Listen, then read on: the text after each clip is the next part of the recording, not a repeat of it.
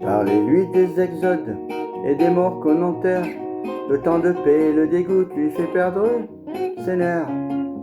Les bombardements, ça l'aère, car le plus grand plaisir qui lui fut donné sur terre, il le doit aux militaires, il le doit à faire la guerre. Alors il envahit l'Ukraine. Par un matin de février, des centaines de chars, un vrai torrent de haine avec des cris putois, ont plongé un peuple en plein cauchemar, bondissant de sa couche comme l'on sort du bois.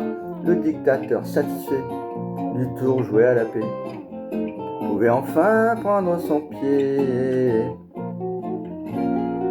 Il décide tout seul, comme un enfant gâté, de la vie, de la mort, voilà un dur métier.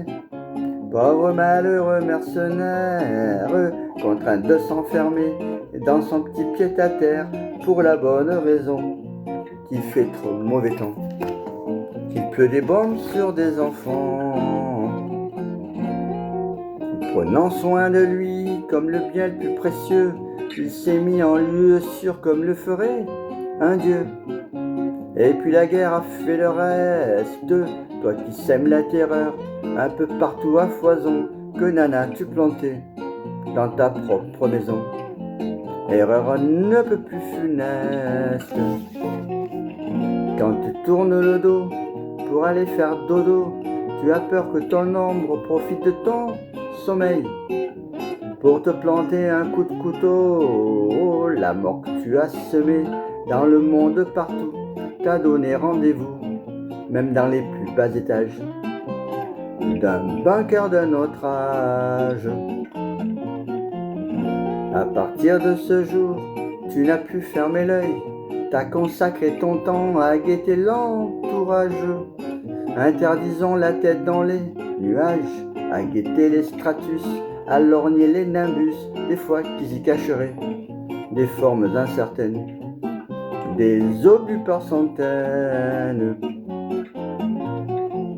Ce sanguinaire dictateur avait tant fait d'affaires, tant vendu son pétrole sans intérêt bancaire, qu'il était devenu milliardaire. La réelle politique fabrique des hypocrites, des pays imbéciles qui servent d'intermédiaires. Aujourd'hui on connaît la suite. Dieu fasse que ma complainte aille tambour battant, que la suite ne soit pas un cataclysme ambiant, dans lequel on périrait tous ensemble, lui compter qu'un certain coup de canif salvateur dans le milieu du cœur d'un affreux dictateur serait le retour du vivre ensemble.